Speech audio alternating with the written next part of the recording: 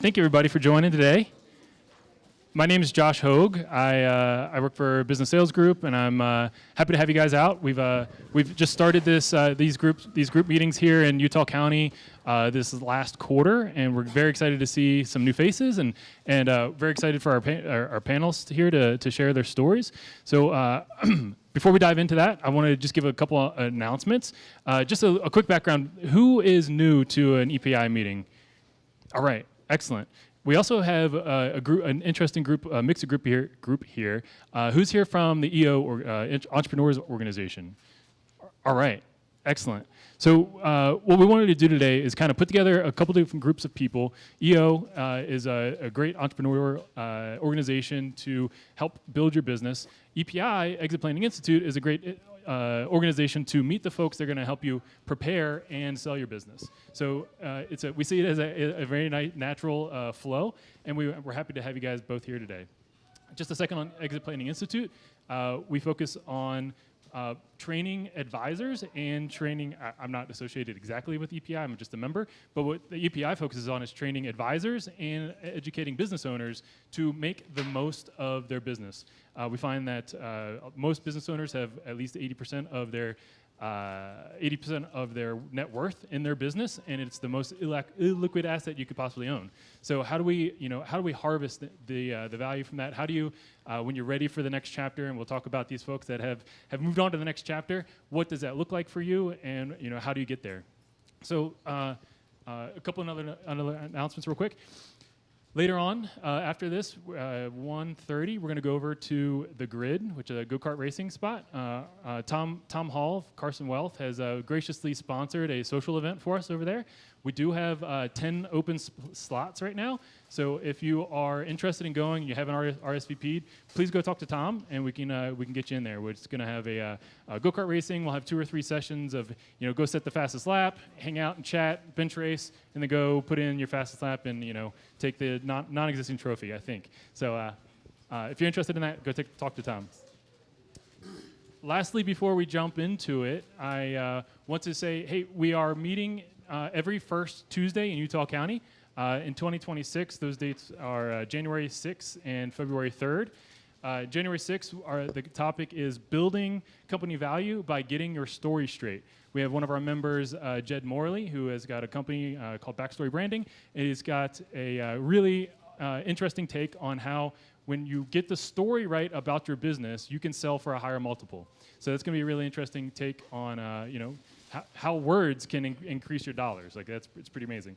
And on February 3rd, Charles Keepman, he's sitting here, there he is going to present on the drivers of value and determining discounts. So there's one thing to get a business value. There's another part to get that value through the buying process and due diligence and the SBA. So Charlie's going to talk about that. All right. Go ahead. Thank you. So next year, we have secured the first Tuesday every month at Disruptive Advertising in Pleasant Grove. So we wanted to be a little bit further south than here. This is a fantastic venue, and we'll probably find ways to come back. But we wanted to be a little more local for the Utah County folks, and so that's where we're going to be. We are there every first Tuesday next year. All right. Without any further ado, I want to introduce our sellers today. So over here we got Andrew Melchior, who sold his business in August, and he's got some interesting stories about the integration process he's going through right now after the sale. And then we have Richard and Rebecca from Rich's Bagels. They sold. When did you guys sell? It was February. So it's been almost a year since their sale. So you get to see a little bit different perspective on the sale process, and as time passes, you can look back either fondly or really terribly at how the deal went. So first, Andrew, you want to introduce yourself further? Yeah, I'd be happy to. It's a pleasure to meet everybody, and thanks for coming. As mentioned, my name's Andrew Melchior, and I grew up in Salt Lake. I'm a Utah native, love the area, love outdoor adventuring here with my family, married and have 3 kids. Started in kind of the entrepreneur pathway early in my life. Started cleaning offices, doing that as a business for me when I was like 12 to 13. My mom would drop me off at office suites when I was, that age in the evening, and I'd clean the offices, and she'd pick me back up around 11 or so, and that was that. But I guess I could say really started pursuing entrepreneurial realm in the early 2000s, partnered up with my current partner as well, David Mink. We've been partners now since 2000, so going on 25 years here. We started a bunch of .coms in the early 2000s and started learning marketing from a digital angle during that time. In around the mid-2000s, had the opportunity to present and speak at various conferences about what we were doing from the marketing side, and that led into consulting and an agency. So we built Avalanche Media in 2008. Avalanche Media is a full-service marketing agency now. Initially, we started by just offering services to other agencies, and so we primarily were a white label agency for 4 years, worked with about 50 different PR and marketing agencies across the U.S., and then grew Avalanche Media, our client-facing brand, in 2008, and have grown that to a full-service agency. We're based right here at Thanksgiving Point. We, before transaction, had about 40 employees there, and offer a full suite of marketing services, primarily done in-house. And I have overseen all of our operations, our people, as far as human capital goes, and have overseen the HR side of the business through that whole process. So, yeah, that's a little background on me. Excellent. Thank you. You want to go, Richard? A little background on me is I had a landscaping company for 20 years, started at a very young age, and grew that company, and got together with my sister, Rebecca. We decided to put together a restaurant, and we went into the business of making bagels. At the time, I don't know if you're familiar with the company, Brackman Brothers, but they were the only company in Salt Lake doing it. And I approached them about doing a franchise, and they said no. So basically went home, put it together, figured it out, and closer. Oh, geez, sorry. And then we put together recipes, worked at it in our home. Well, not separate, but in our homes, and marketed it for a couple of years. I sold the landscaping company to put together the money to start the bagel company, and we just marketed for 2 years, got the demand up, and opened our first store and took off from there. We ran the company for 30 years. Figured that was enough. I was ready to just relax and enjoy life, and so we ended up selling it about a year ago. And that's pretty much it. That's a quick recap right there for you. Thank you. Thank you. Rebecca, you want to add and introduce yourself? I'm Rebecca Rogers, and I used to own bagel bakeries. No, people would always say, how am I going to remember your name? I'm like, I'm Rebecca. I own bagel bakeries. But anyway, we decided, it was like 2 years ago, I was looking at the leases, and it was the first time in 30 years or 28 years that the leases were going to come up at the same time. And I just asked Rich, I said, should we just close the stores? And he said, yeah, let's be done. So we thought about it for a little while, and we thought, let's try and sell the stores and see if we can sell them. And that's how we found Rick. He was friends with my brother Steve. And so he introduced us, and from there we sold it. And for anybody that doesn't know Rick, Rick's my partner at Business Sales Group. He started the EPI Utah chapter in Salt Lake and has been running that for a few years. And I've joined him, and he's been growing recently. So appreciate that. And so it sounds like for you, that was interesting that the part that kind of instigated, hey, do we want to sell, was just your leases were up. You didn't have to negotiate another lease. No, it was like we didn't want to do it in another 5 years. I thought, yeah, we can do it 2 more years and be done. But then it was just like, why not try to see if we can sell them to somebody? Because they're a pretty great company. Yeah. And you guys had built a great company that had Tell us a little bit of the buyers, because I think they're really interesting in terms of being how big of fans they were of the business. So, our customers? You're the buyers, the people that came and bought you. Seemed like they were great. Oh, they were so aggressive. They wanted to be done like in a month. We were like, and Rick's like, I don't think it's going to happen that fast. But they were really aggressive. They really wanted the company. Yeah. yeah, they kind of grew up with the company, and once they found out it was for sale, they're like, we want this company. They were the types that had been in the bakery working at the circle tables for years, and they're like, oh wait, I could just be back there and own the whole thing. I want to do that immediately. So It was pretty cool, It was yeah. interesting. So Andrew, what kind of started the process for you and your partners? Like, hey, I think it's time to sell, or what? Yeah, it's interesting to hear your story, because if you had backed up, maybe 3 years ago prior to our M&A journey, and you asked me like, hey, what's your exit plan? It would have been something like, oh, I'm just going to keep hustling for another 5 to 10 years, and then when I'm ready to retire, I'll just sell this thing. And little did I know like how hard that actually is.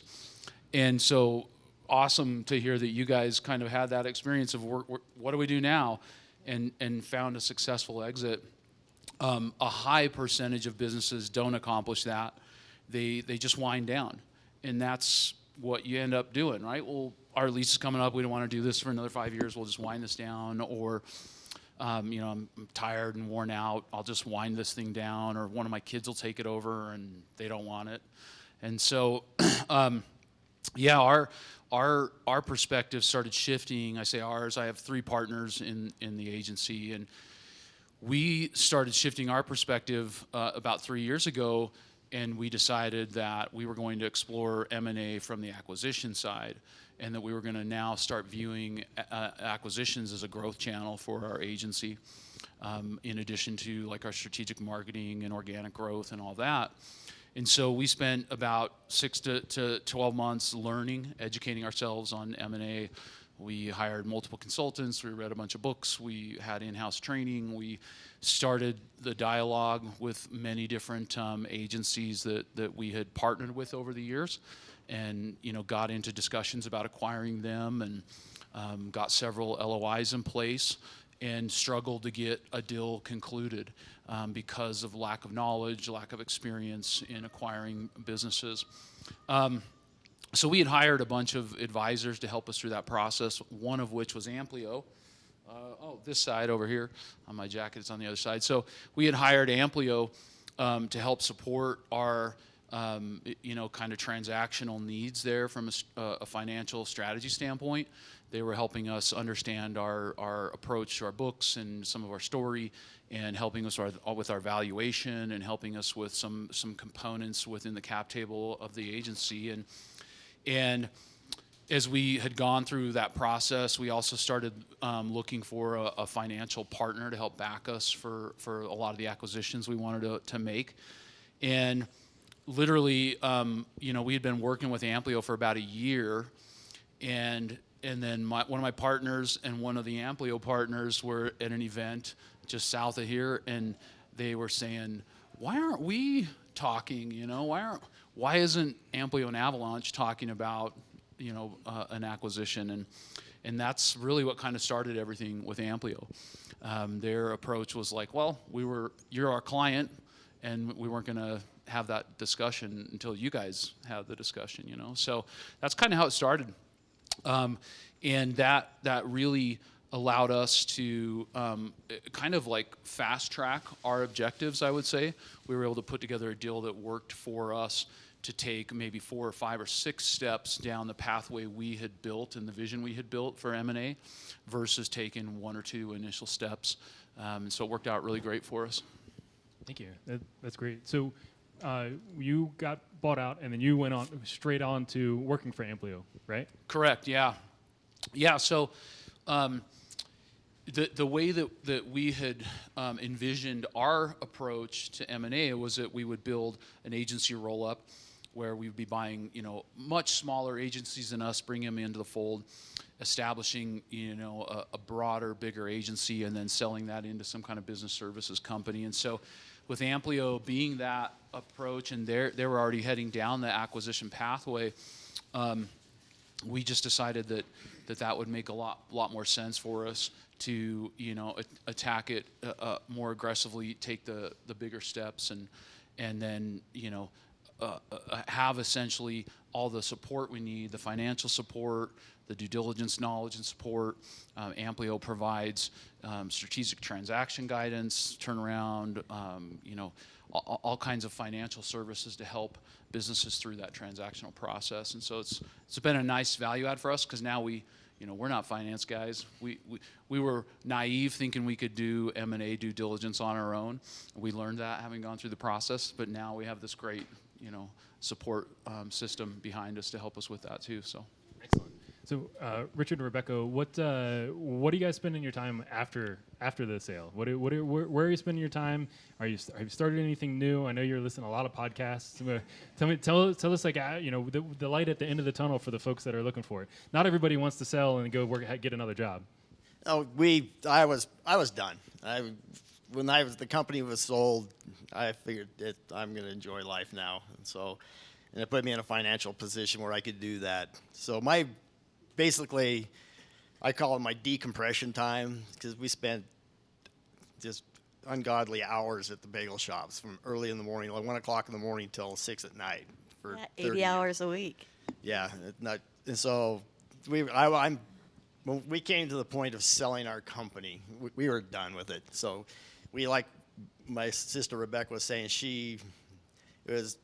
do we just finish the company out, run the leases dry, call it a good run, take riches to the grave? There were so many, over 30 years, there were so many relationships that it was just like. That was the hardest part. Yeah. Was the relationships Yeah. that we created with our clientele. We had a very, very loyal clientele. It's amazing what they did for us. It was incredible, their loyalty. But like when it came to the end of our run, it was, do we just take Rich's good name, everything about it, and that's it? That's the run. So if anybody has anything to say about Rich's Bagels, the new Rich's, it was a positive. They left, we left our clientele with a positive. Well, we couldn't tell people we were selling, and so after people found out that we sold, they just went, "Oh my gosh, I would have bought your company." Oh, they came out of the woodwork then. Yeah. Where were you 6 months ago? you get Yeah, that LOI in place, yeah. and then it's like the silence. But then you find out that the 90% of those people, that's just all talk. So It's a lot harder to sell and buy business than I think yeah, most people it's know. always easier to buy something after it's been sold.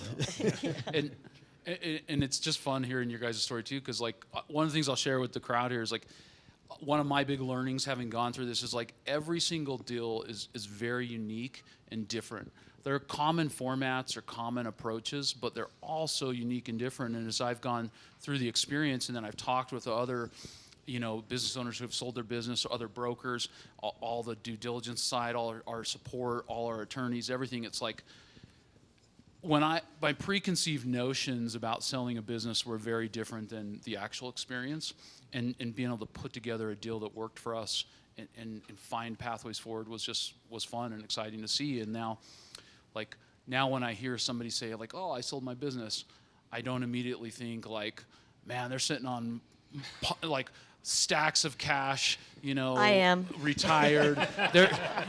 They're doing the money swim like on the DuckTales, it's just they're all so unique and different, So yeah, we really wanted to continue on, and we were able to make that work. So That's great. So I have some more questions, but I also want to open it to anybody that has questions here. Mark, you want to dive in? So we do have a few folks streaming on Zoom, so we'll use microphones. I'm curious, what was the biggest misconception for you between what you thought it was going to look like and how it actually penciled out? What was that? yeah, so the biggest kind of like misalignment from my preconceived notions to how it penciled out is, I had this thought in my head that like when you sell a business, you typically just sell the whole thing, and then like the next day you're retired, you're on to the next thing, or you're out. And I certainly think there are transactions that go that way, and businesses that work that way.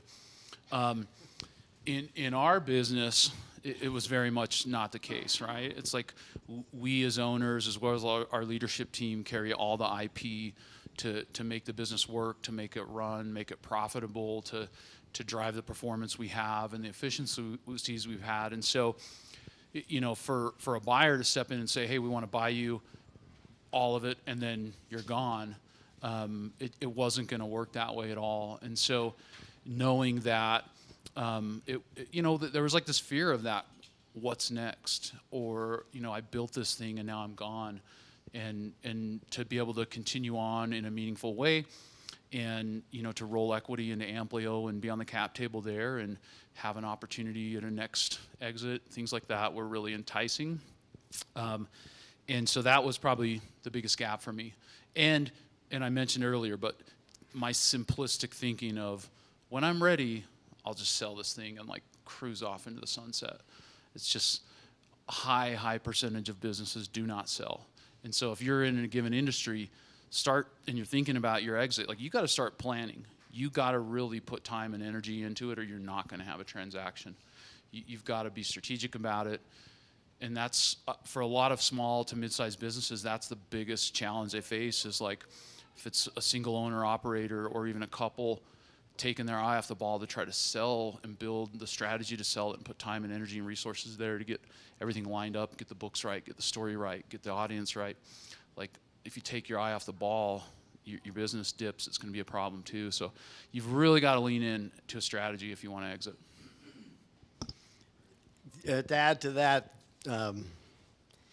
that's what made Rick work so well, is because he made that process for us selling our company feasible.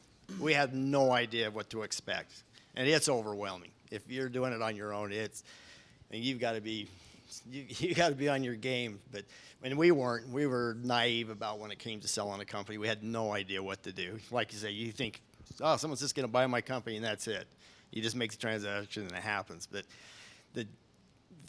there's so much detail into it, and what is expected, and all the information, and all the due diligence, and all the bookkeeping, and everything else. And that's where using a broker for us was awesome, because we had no idea what to do. If we had to do that whole process like what again. you said, where, pardon me, being able to use Rick and Josh allowed us to keep the business online, and we didn't have to even think about any of that stuff. And I mean, it's like there was so much bantering going back and forth. It was a foreign language for me. I needed somebody to decipher that. And that's where the broker came in, was they handled all of that. So we didn't have to, we were just the other half selling the company. The broker took care of all the transactions and all the going in between the buyer and the seller. The contract negotiations. Oh, it's impossible. Lawyers, everything. We had a great lawyer, but he retired on us, so which would have been nice to have too. But Rick and Josh, they have a network where they had all that in place. So if you didn't have it, it was like, nope, we got that taken care of. This is who we're going to use. So they made the transition really easy, and we couldn't have done it without them. There's no way. The amount of work that was involved in selling the company was incredible. And you guys are running the business, but we would ask you for financials or whatever, and you're like, bam, got them. Like, are you running the business? You're doing a good job getting back and forth. Well, one thing we realized is we weren't accountants, so we had an accountant that did all our bookkeeping for us from the very beginning, and like I say, our lawyer was family, so that was nice. So he handled all that stuff for us, but yeah. There's a lot when it comes to, especially bookkeeping. Oh my gosh, because that's where you're going to get creamed in due diligence. Yeah. It's like that's. But. Here you go, Chris. So to either one of you, like, looking back at the process, or even who you had as an acquirer or whatever, like, what would you have done different? Because hindsight is 20/20, right? So what's one thing or two things you would have done differently? That the person purchasing the store is better, 100%. But you can only do so much, because you have to keep things on the down low. You can't do you know this person? Do you know this person? Because they're buying my company, you can't do that. But I think there are certain ways you could dig deeper just to find out exactly who this person is. Due diligence on the person that's buying your company is huge. I mean, especially if you care about your company, or if you're just any aspect of it, just because somebody wants to buy your company doesn't mean that's the person you want to buy it. And so that was one of the lessons we learned. We could have done a lot better due diligence on the person who bought our company. And to be honest with you, if we would have, we probably wouldn't have sold to them.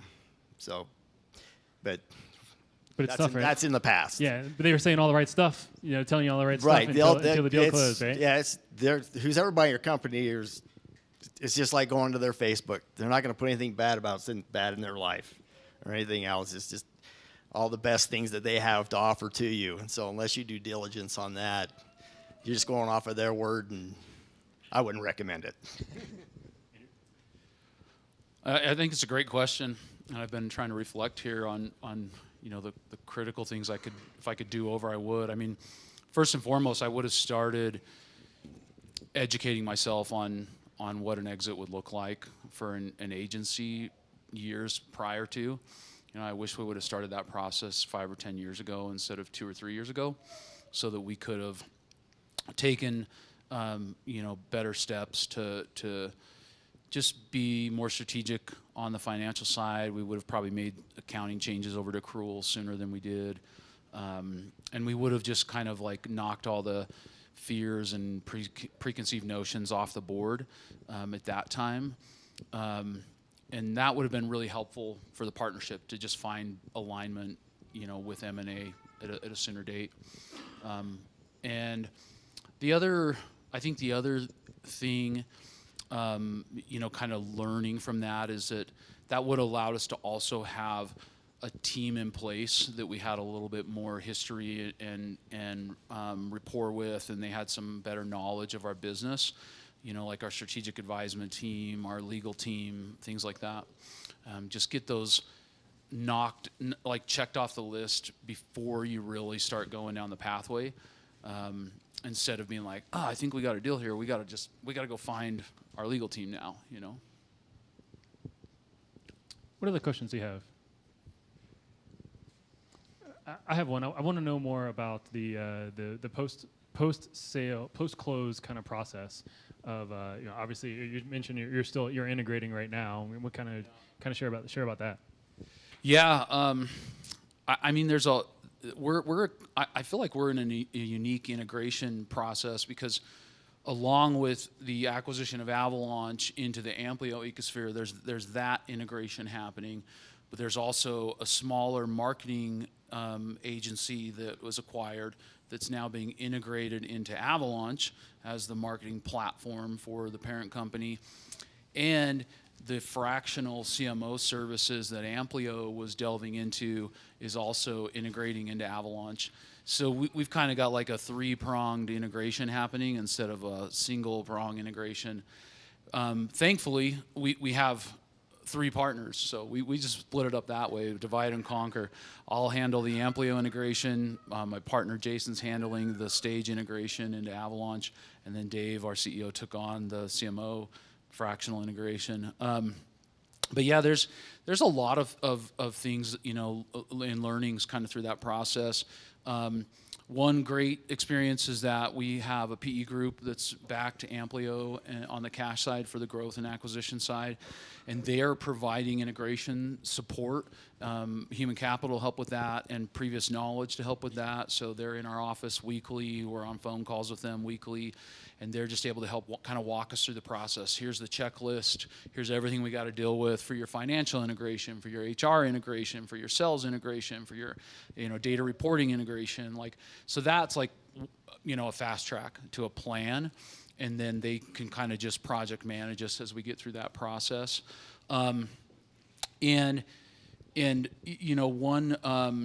big kind of learning to go along with how all these deals are unique is that we did an equity transaction instead of an asset transaction.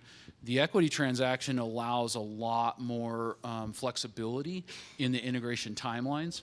With an asset purchase, Like you would close the deal on a Thursday, everybody gets fired, everybody gets rehired on Friday. Everybody has to immediately, you have to go, like, move down that pathway immediately. No more money flowing to the old business, all money flowing to the new business. It's like you have to take care of the big rocks within 24 hours. So you got to have that all work done in the weeks, 6, 8, 10 weeks building up to a close. Whereas we're able to now go through that process on the back end of the close. And so we decided to, have all of our employment change on the 1st of November, and we were able to work towards that. And now we're doing all of our banking transition, all of our billing transition, and all of that here in December. We'll align all of our standard operating procedures and tech solutions and software in the first quarter. So it's just giving us more flexibility there. And it's new challenges that I'm really enjoying. And then having support staff to kind of help, guide and train you and lead you down that pathway has been really helpful.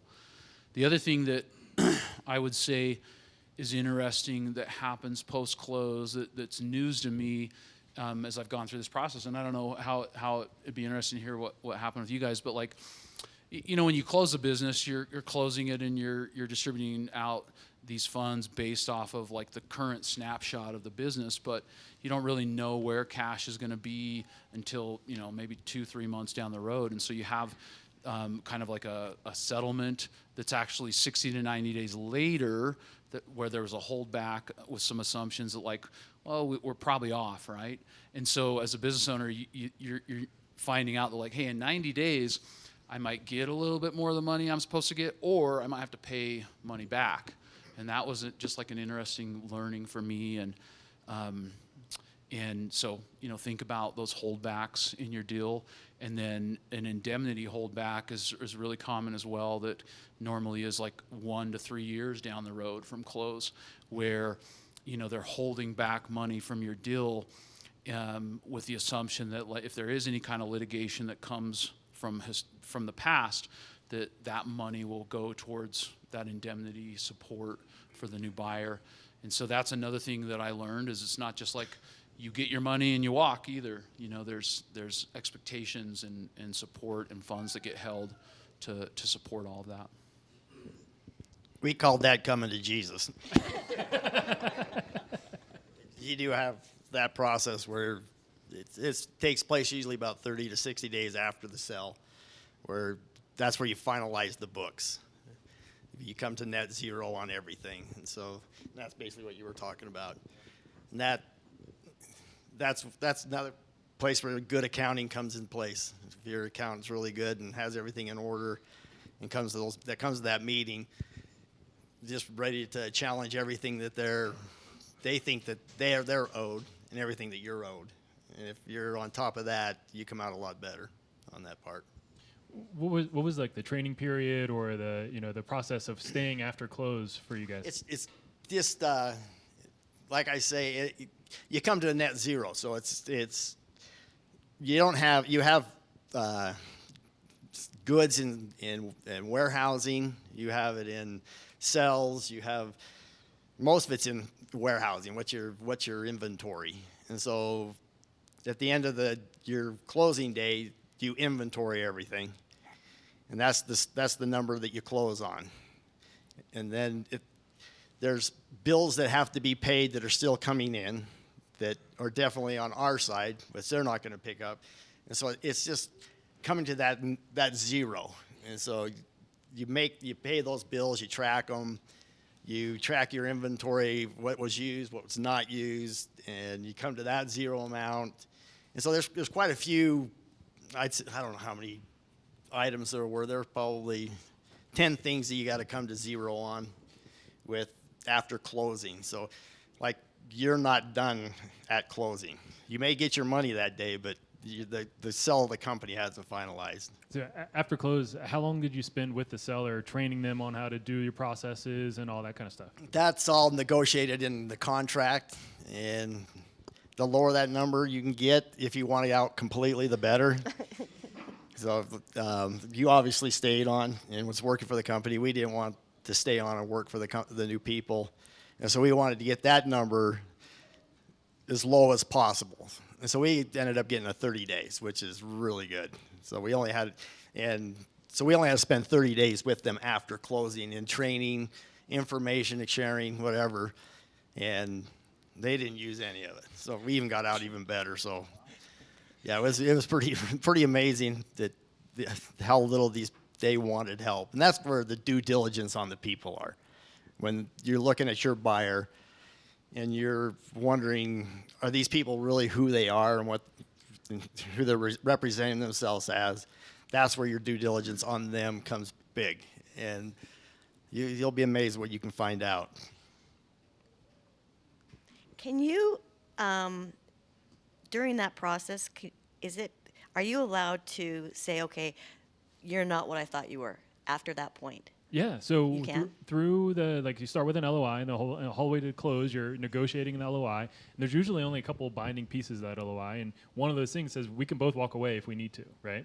So in that case, make sure you work with your legal team that you find that, hey, this is not the deal we thought it was. These are not the people we thought it were. You can back out, right? But there's always, you've been spending money on attorneys. They've been spending money. There's a bit of a sunk cost, right? So you got to figure out, hey, do I want to go back on market? Do I want to take this through and see what works? Obviously your experience you wish you had, right? Well, it's really hard when that money's in the bank. Right. It's like, I'm done. Exactly. Yeah. Yeah. When you see the light at the end of the tunnel, like, Yeah. I don't have to get up at 1 o'clock and make bagels. Right. Yeah. So. Yeah, we didn't sell to the first person who looked at the company either. So, the person buying the company, if they find something they don't like about you, they'll back out as well. And so, yeah, we had that happen. And so that's kind of, what do you mean there's something wrong with me? Well, the first people that were serious about buying the company, we just got to a point where we're like, this isn't going to work. This isn't going to work for us. So, it's like we let some time pass, and we had more people looking at the company, and these people were so excited and so aggressive that it was just kind of like, go for it, But, gosh, she was so smart. She was crazy smart. But anyway, that's enough about that. Yeah. So any other? Go ahead, Jeff. So just curious, a lot of times people have regrets after selling it. So you talked a little bit about the buyer, not necessarily liking the buyer, but besides that, any regrets after selling it? Andrew, your boss is sitting here, so be careful. As far as for me, no. The biggest regret is, like I say, it was the due diligence that we didn't do on the buyer. And that's completely on my sister and I. It has nothing to do with the broker whatsoever. But as far as, you have to almost get to a point where, for me it was, once I sell this thing, if I don't want anything to do with it, I have to let it go. I can't worry myself over what they're doing, or are they destroying the company that I created? Are they not representing it well or not? I was able to get over that really quick. And so, but we had a lot of family who worked for us in our company, and they definitely struggled with that. And so I was dealing with family, with the frustrations they're having with the new people, and I was like, I can't even go there. I don't want to go there. I don't want that part of my life anymore. So I was able to make that cut really easy. Rebecca, maybe a little bit harder for her, but I was able to make that transition really easy. I felt like I gave that company everything I had. I had nothing left to give to it. So that's part of it was easy for me to walk away from it. Do you want to add to that? No. Okay. All right. And Andrew, I'm joking. Your boss isn't here, but Yeah. Man, I can't say I have any regrets at this stage, and it's possible we're, still in the honeymoon phase, like we just closed at the end of August, I mentioned earlier, I wish I would have started, like one of the things if I could go back and do it again, it would have been starting just learning about M&A and understanding that sooner and kind of preparing for it sooner. And a lot of, we got approached by dozens of companies over the years, and and we just kind of had this like stonewall perspective, like we're not going to sell yet, so like don't even entertain it, you know.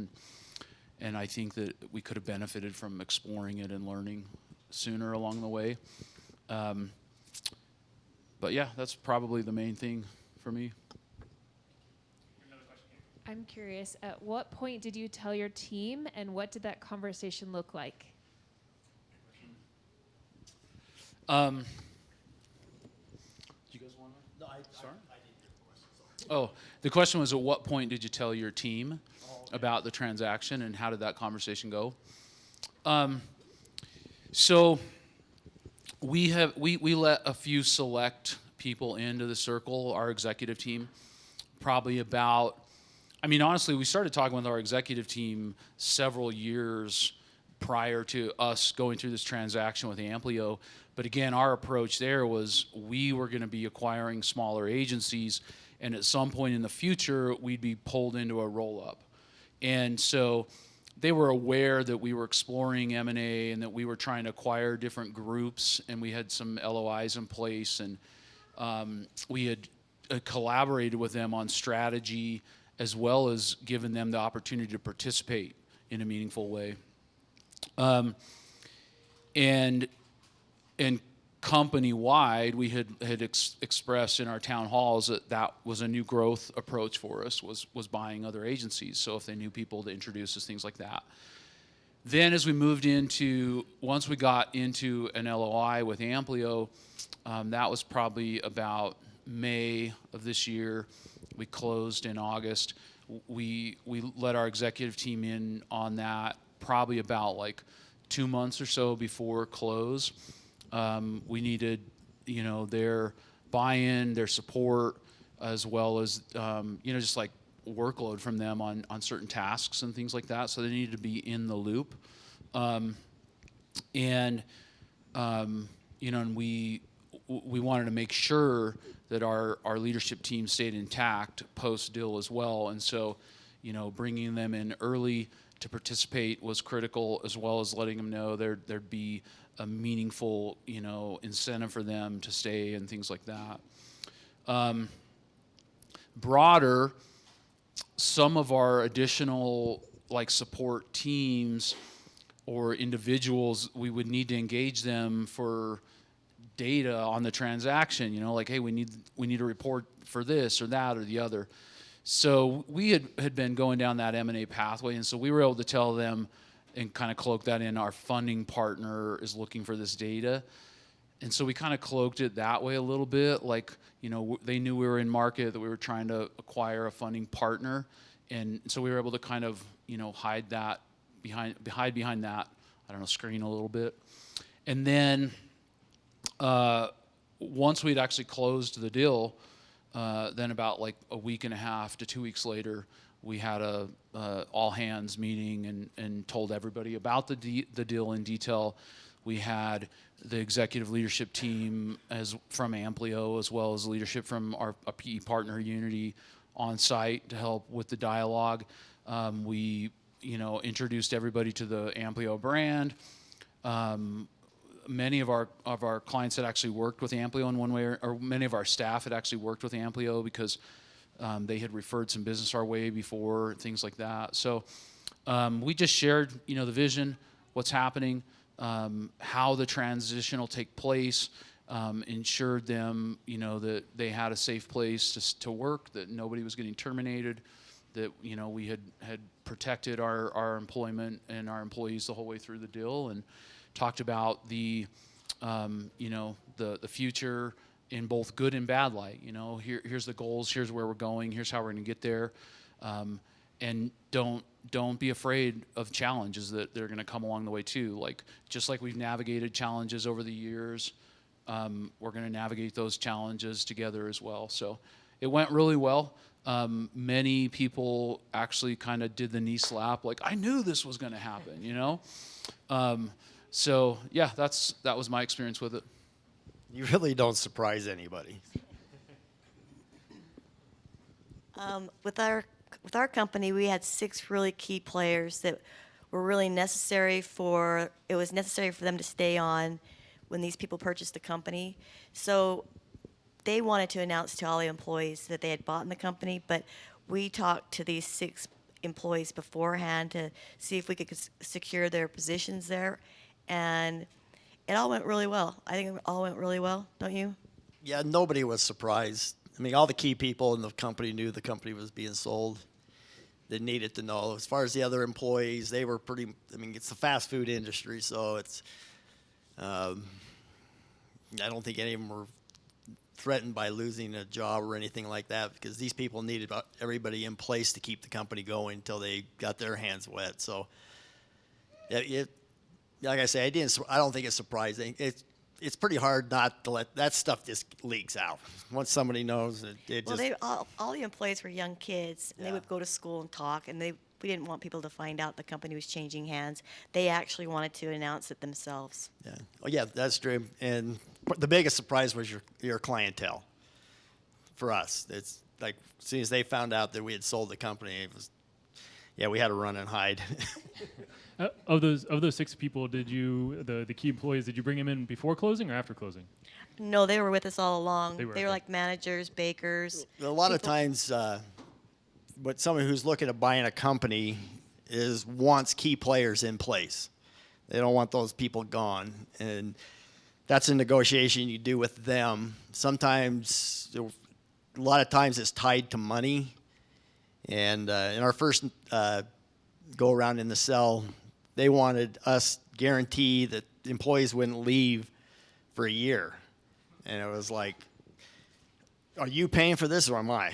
You know, and it's like, because it's a big chunk of change, and it was tied to about $100,000 in labor, and so that was one of the reasons why we pulled out. It's because of that. And the second one, we didn't have to have anybody tied to it at all, but they wanted the key people in place, and we said that's great, but we're not paying for it, and they agreed to that. So, but those are some of the things in your contracting and negotiations that of key people, whether you pick up the tab or they pick up the tab.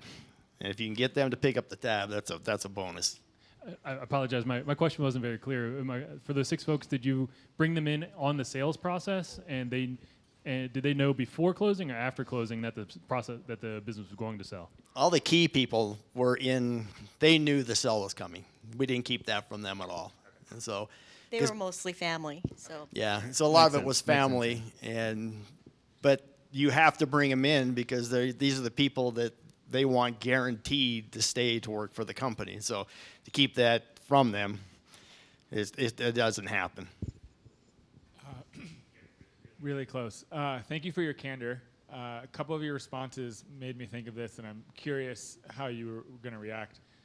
There's an element of trust to the advisors that you selected in Rick and his team, to the relationship you had with a vendor client.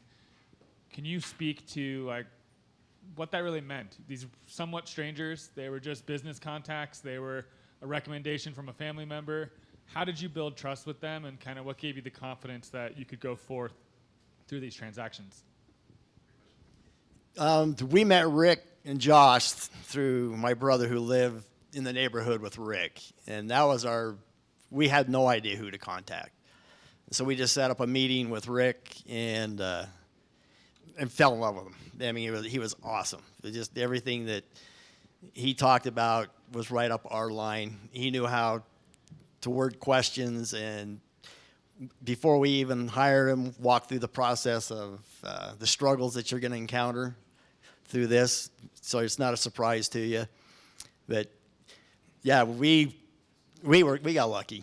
Yeah. Well, I feel like because Steve and Rick were friends, that I felt like he was going to take care of us, and that could So be just it me. came from family, and so it was like we trusted our family on that decision as well. And so having Rick come in, it's not saying he was family, but very close to our family, highly recommended, that type of thing. But he always made you feel that way, and so I think that's just who he is. Yeah, no, Rick, he includes you on everything, makes you feel part of everything. He made us feel like we were important in everything, in every aspect of the transaction. So. Thank you. Yeah, we had to seek out and find some advisors in our legal team. And that process was just a lot of networking. To your point, we reached out to a lot of people we had worked with in the past, people that we knew had gone through an exit, or that we just trusted, and hey, we're looking for an advisor to help us with a strategic exit. Do you have any recommendations? We're looking for an attorney. We collected 3 different attorney groups. We met with all of them, and then went to work trying to reference them. Reach out to all the people we knew. Do you know this person? Do you know this attorney? What do you think? And just took the information we received back to make a decision. And then I think along with doing your due diligence in advance to find the right support individuals, teams, advisors is great. But I also think it's critical to set an expectation of what you want your working relationship to be like with those people as you start to engage with them. And so it's pretty common for us to have that type of a dialogue whenever we're engaging any kind of service provider, vendor, or whatever for our companies. Is like, this is our culture, this is what we expect. If you from an integrity standpoint, if you tell us you're going to do something, we expect it to be done. We expect it to be done well and done right. And if you can't meet what you've promised to us, we expect to know as soon as possible that you're going to miss a deadline, or that there's a problem with the deliverable, or the cost is going to be higher than expected, things like that. And you just manage that along the way. We definitely had a few blunt conversations with our teams because of pace, or because of maybe an oversight here or there, and clear, immediate feedback. What's the problem is, what you expect in return, and how to navigate it moving forward. It just kept expectations aligned. And I was telling Josh in advance to this, our experience with our vendors, and broadly speaking, I can say I'm a raving fan of the partners we worked with. There's a few components that I have heartburn about. So. And a deal that big to only have a little bit of heartburn is not so bad. Here you go, Scott. Thanks for sharing everything. I think you had mentioned that you had to get another lawyer, perhaps because your first one retired. In the exit planning world, we often look at as a round table of advisors. You got Rick. He's a great person on your team. Did you have to go out and find other advisors, estate planning attorneys, tax professionals, financial advisors? We had financial advisors in place, but those were all options that were offered that Rick said, if you need help in this area.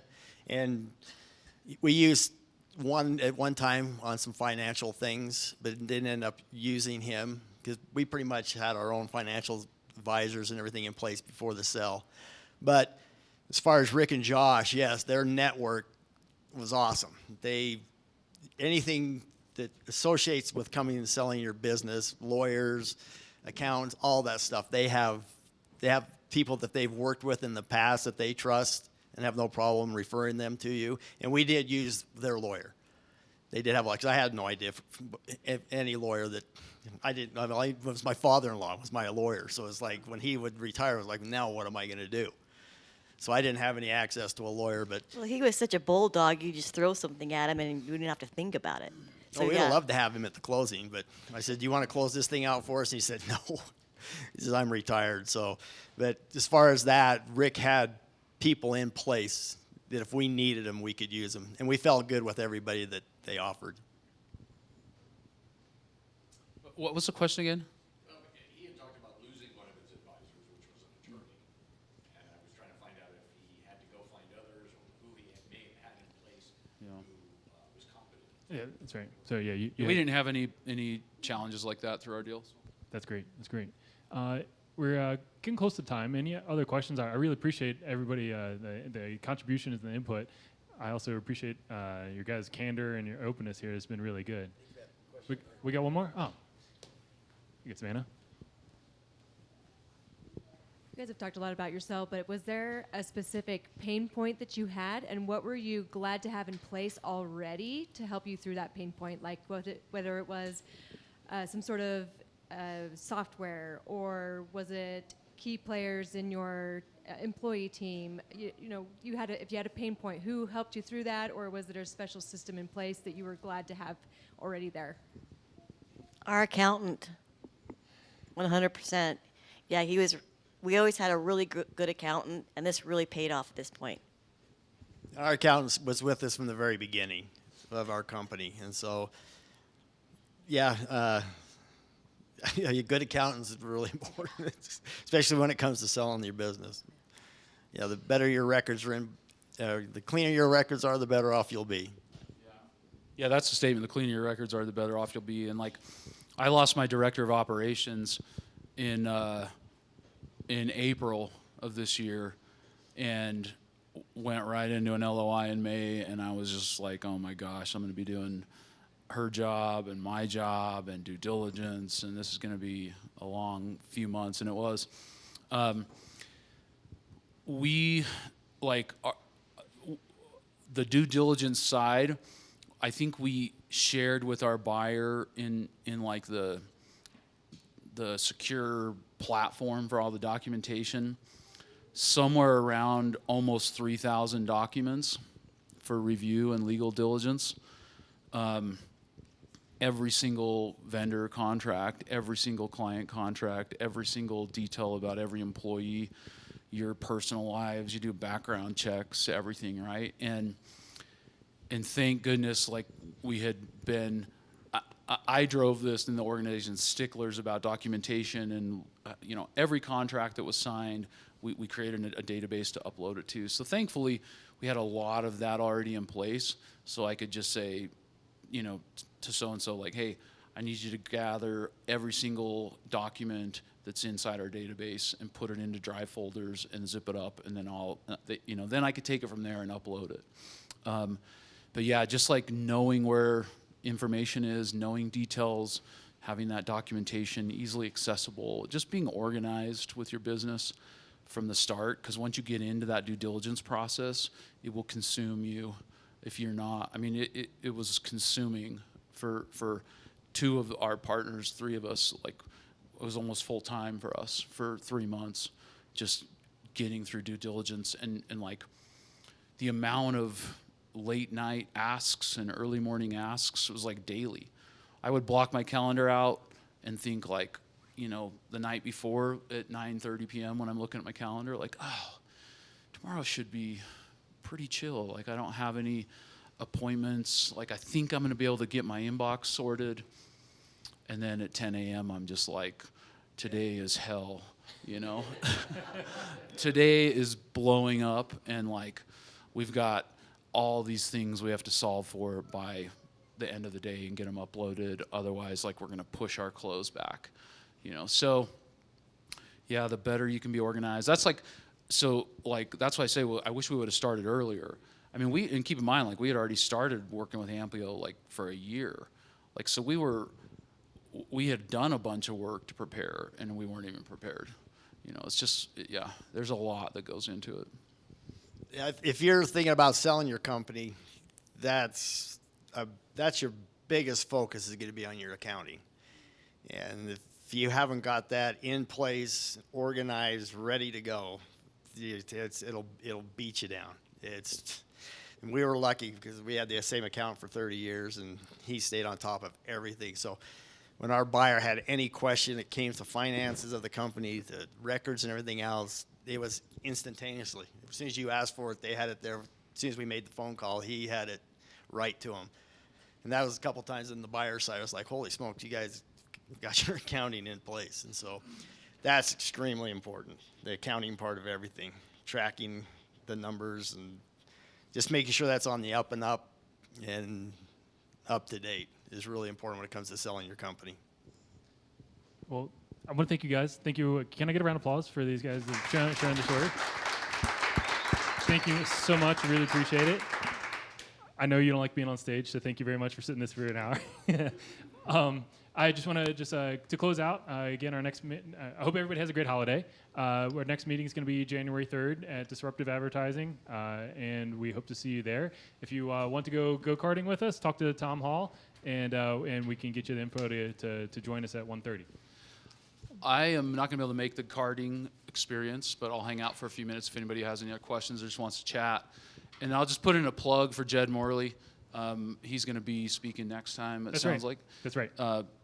He's an awesome individual, super smart brander. I mean, it's worth the attendance. So we've worked with Jed for, 10 years probably in various things, and he's awesome. It's great. Hopefully he's online. He's homesick Yeah, today. there you go. So hopefully, Yeah, hopefully he got to hear Get that. a plug for you, Jed.